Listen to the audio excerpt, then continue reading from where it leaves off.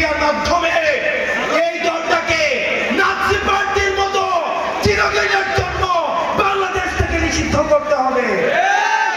আওয়ামী লীগের এই সময়টাকে আমি বলি আওয়ামী জাহিলিয়াতের সময়।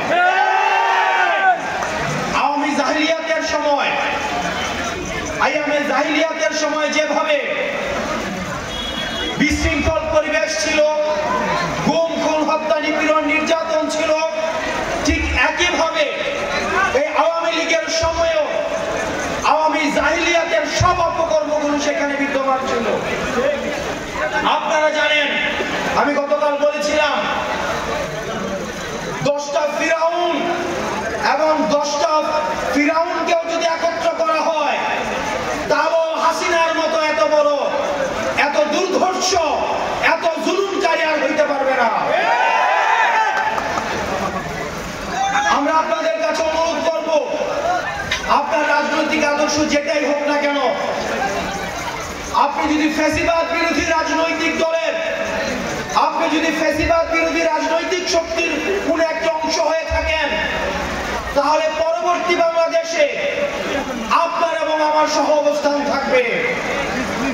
কিন্তু যারা ফ্যাসিস্ট আওয়ামী লীগকে কোনোভাবে পুনর্বাসন করতে চাইবে, যারা ভালো আওয়ামী লীগ এবং খারাপ আওয়ামী লীগের যে বয়ান এখন মার্কেটে আনতে চাচ্ছেন, আমাদের শত্রু জ্ঞান আমরা তাকেই করব যারা আওয়ামী লীগকে বন্ধু জ্ঞান করবে।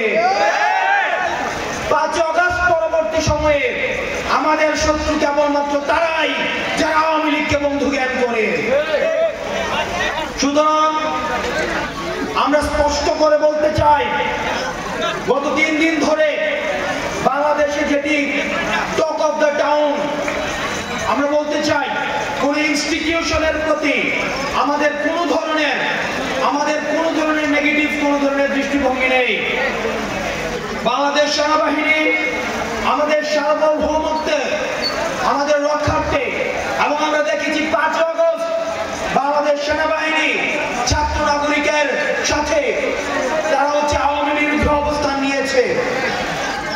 একই সাথে সাথে আমরা এই বিষয়টিও বলতে চাই, আপনারা জনগণের বিরুদ্ধে আপনারা কখনোই অবস্থান নিয়েন না। একই সাথে সাথে এই বিষয়টিও স্পষ্ট, গত 1.5 দশকে যে জুলুম হয়েছে, আমি ভার্সেস ডামি ইলেকশন হয়েছে, দিনের ভোট রাতে করা হয়েছে, কবর থেকে এসেও ভোট দিয়ে গিয়েছে, মুর্দার এসেও ভোট দিয়ে গিয়েছে। সেই সময় অত্যন্ত দুঃখজনক বিষয়, আমরা কোন জেনারেলকে পদত্যাগ করতে দেখি নাই। এত ল অ্যান্ড অর্ডার সিচুয়েশন খারাপ হয়েছে, আমরা কোন মন্ত্রণালয়ের সচিবকে পদত্যাগ করতে দেখি নাই। আমরা কোন ডিসিকে জনতার কাতারে নেমে আসতে দেখি নাই। আমরা আপনাদেরকে প্রতিজ্ঞা করতে চাই, পরবর্তী বাংলাদেশটা আওয়ামী লীগ যে ইনস্টিটিউশনগুলোকে নষ্ট করে দিয়েছে, আমরা আপনাদেরকে সাথে করে আপনাদের সহযোগিতায় এই ইনস্টিটিউশনগুলোকে আমরা জনমানুষের ইনস্টিটিউশন হিসাবে গড়ে তুলব।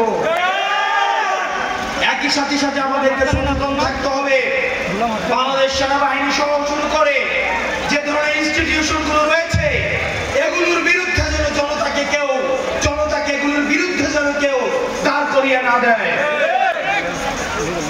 সেনাবাহিনী থেকে শুরু করে বাংলাদেশের প্রতিটা ইনস্টিটিউশন, অ্যাডমিনিস্ট্রেশন, জুডিশিয়ারি, প্রত্যেকটা ইনস্টিটিউশন এগুলো আমাদের। আওয়ামী লীগ এগুলোকে ধ্বংস করছে, এগুলোকে আমরা সংস্কার করে এগুলো জনমানুষের ইনস্টিটিউশন আমরা পরিণত করব। এই বাংলাদেশ 5 আগস্টে নির্ধারণ হয়ে গিয়েছে। আওয়ামী লীগের নাম, আওয়ামী লীগের মার্কা, আওয়ামী লীগের আদর্শ 5 আগস্ট পরবর্তী সময়ে বাংলাদেশে রাজনীতি করার অধিকার হারিয়েছে। আমরা প্রধান উপদেষ্টার কাছে আহ্বান জানাবো, আমরা এই আওয়ামী লীগ যে গণহত্যা চালিয়েছে, এই গণহত্যার বিচার কতটুকু এগুলো সেটির আপনাদের মানুষের সামনে স্পষ্ট করার সময় এসছে।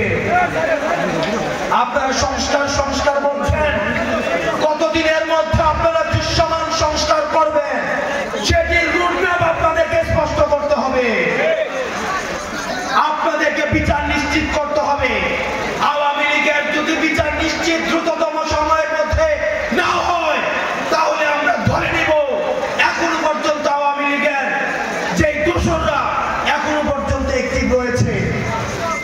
প্রধান উপদেষ্টার কাছে আহ্বান জানাবো,